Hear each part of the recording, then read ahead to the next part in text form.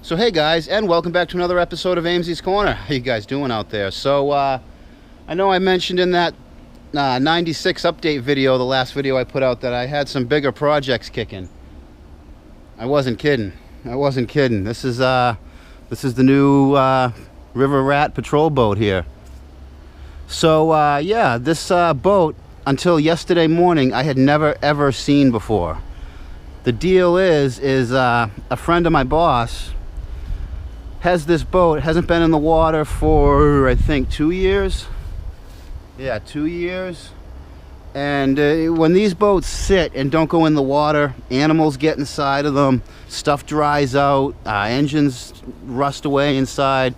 It's not good to not use a boat like this every year. So the guy offered me to use the boat this year as long as I paid the dock fees and I get the boat seaworthy and all up to snuff. And I've been too busy to make a video of what this thing looked like before, but it was pretty dirty. There was a lot of fallout on it. This welt semen was peeling off. I had to redo that. Change the oil, put all new zincs. Here in the Merrimack River, we have a ripping current, so you really need these sacrificial anodes. What these do is they stop electrolysis by rotting themselves. These will disintegrate and turn to powder and dissipate the static electricity of the water flowing around the boat. That's been known to do. That's what caused all this pitting, because this had really ugly zincs on it. So we got it all zinced up, all ready to go in the Merrimack. Let me take a look inside of this thing. It's a little messy. I got kind of some cords running here and there, charging batteries, cleaning it up and stuff. So let me get some of these carpets out of here. So probably the most important part of any boat is its power plant.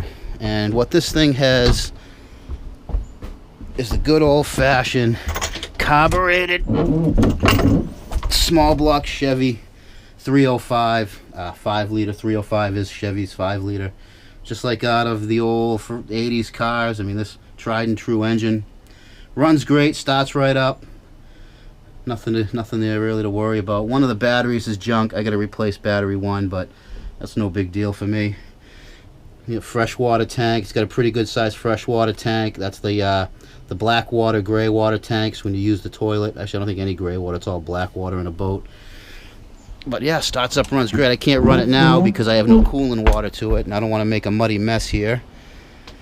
Here's the captain's station. A lot of cool gauges. I like the burl wood of it. Now, when I was growing up, this is a Bayliner Ciera 2455.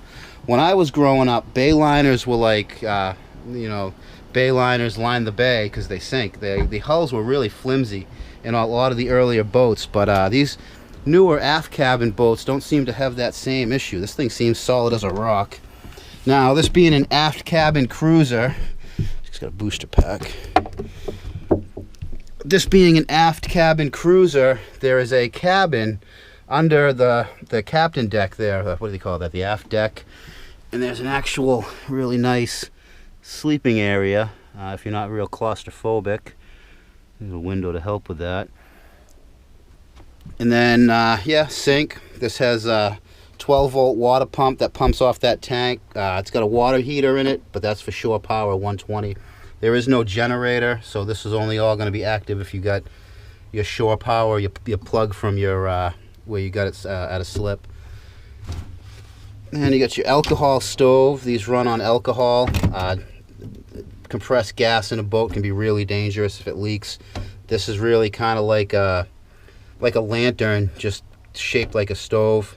And yeah, not much to say about that. I probably won't be using that because it's just going to heat the cabin up a lot. And then this is the foreroom. This is the dining room now, but this transforms. This table comes out of here. There's some other cushions. These cushions back here actually go in the middle, and this is a big bed. Get out of here, bugs. And this turns into a big bed. This thing sleeps, or can hold 12, I believe.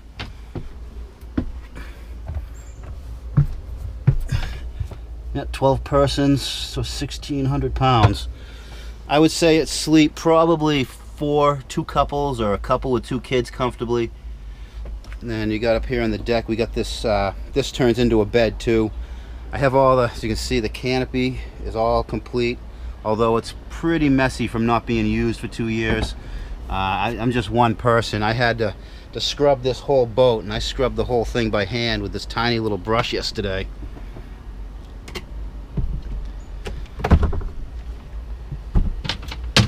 So, this is how you get up to the foredeck. Steps built right into the console. How neat is that? And this stuff here is this texture they use, this meat grater or meat tenderizer pad, and great for grip, but man, it's kind of hard on your feet. And here's the foredeck. Long way down, long way down.